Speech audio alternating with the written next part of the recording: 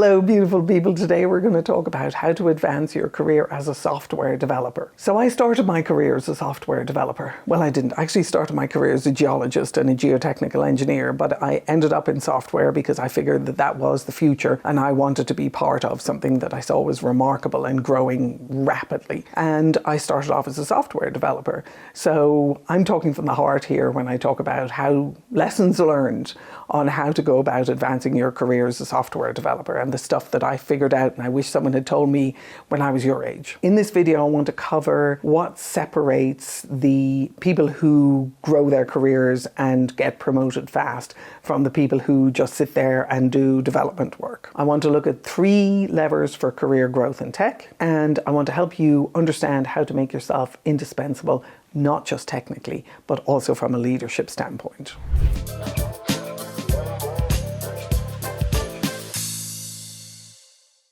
Lots of us think that as software developers, that if we do really excellent code, it'll get us promoted. I have found that that is not the case. If you want to move from an IC, an individual contributor, to a leadership role, then we got to get you to start thinking like an innovator. Most developers over time, they hit a ceiling when they just think in terms of the tech.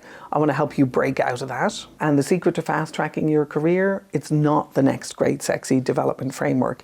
It's actually your ability to be able to add value systematically, consciously, intentionally. By the end of this video, I want to get you to understand the 3 accelerators that move you from contributor to leader. I want you to understand how to apply a 5-step growth methodology. I want you to help you be able to identify raise and promotion opportunities before anyone else does. I talk in a number of my videos about the idea of common sense. So think of common sense like the water that a fish swims in. It's what we take for granted. It's what we all understand as normal. It's what we all believe is the way things are done. I want to help you move out of that. I want you to move from an old common sense that says, if I do really good, clean, crisp code, then I will get promoted, to one that says, my job is to produce visible business value, and my code is how I do it.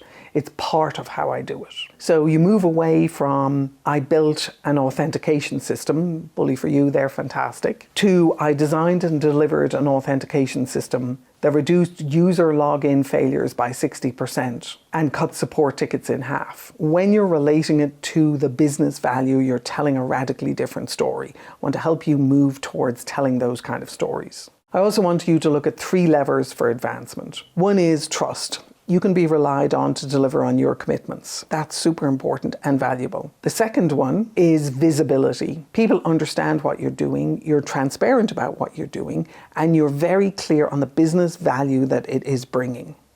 And you understand who's impacted by that business value. And the fourth one, which is where I want to ultimately get you to, is you take ownership for things and you make offers. Now, there's a difference between taking ownership for something and just doing your best to try and make it happen versus actually making an offer to your boss or someone else on your team, ideally to your boss or even to your boss's boss with your boss's support, but making an offer to your boss and saying that you are going to own something to its completion, not something the way it stands today, but something that has to do with you improving something, with you improving a process, with you improving a body of code, with you improving something that causes friction and tension for you every single day. And you take ownership of that from beginning to end, and you do the design of how it is you would like it to be done. You're not simply taking something on that's already broken and trying to band-aid it or fix it. You're making a complete offer to your boss that allows you to be able to determine the metrics, determine the success, determine the timeline,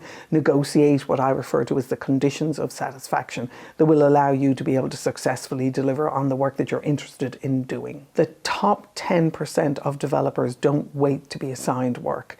They actually make offers. They make offers both to do dev work, both to do leadership work, and also to do process improvement work, technology improvement work that supports the work that they want to be able to do inside a company. There are 3 accelerators for development career growth. There are 3 accelerators for any career growth, to be honest. And they are outcome thinking, which really means what is the value I am producing? Who does that deliver value for? And are they aware that I am delivering the value for them? And do we have shared metrics around how we're determining what is valuable? The other one is offer making. So making offers means that you are purposeful intentional, you are designing with your customer, and you are delivering on something that you both agree is valuable. A lot of times we get so enraptured with our dev work, and I've been there, I know what it feels like.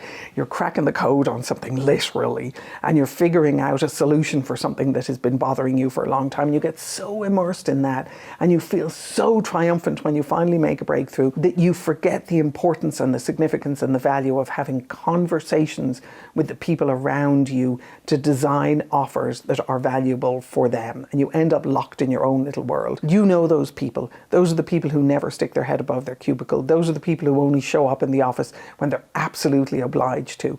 You want to be the person who's actually out there listening while you're also doing the dev work, and you're looking for ways to reduce friction, improve the process, improve the value that you can add, understand the metrics more effectively, have conversations with internal customers. The other thing is how you communicate what it is that you're doing. I'm always encouraging mid-level leaders to have brown bag lunches, or whatever your preferred variant of that is. The more that you can put yourself in a position of a teacher to help other people be successful, leave breadcrumbs for them, educate them, let them know what it is that you're doing, add value for them. Hell, go set up a YouTube channel for developers, but help people understand what it is that you're doing and how you add value and how they therefore can add value.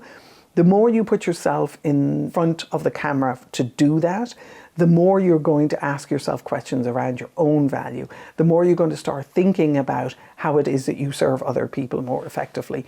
And the more you do that, the more value you're going to be able to add inside your company. The fourth thing I want you to look at is how do you use the 5-step dev career growth model. One is identify the pain points or the bottlenecks. So they're the bugs in the system, but they're not just the bugs in the technology, they're also the bugs in the human system. Remember, you're super good at looking at the bugs in the technology, which means you should be able to translate it pretty effectively into looking at the bugs in the human systems. Step number 2 is make a bold offer and deliver on one. Every time you make an offer, you have an opportunity to be able to build trust. If you make an offer and you don't deliver on it completely, and you don't continue the conversations with your internal customer as to how it is that you're adding value, you risk destroying trust.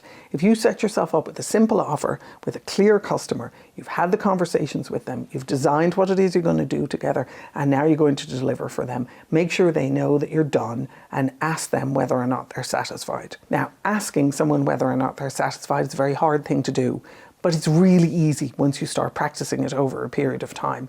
So step number 2 is make offers, make sure they're successful, deliver on them, build trust. Step number 3 is deliver and make sure that you're clear on the impact. When you are designing your offer, you're setting up how that offer is going to be measured.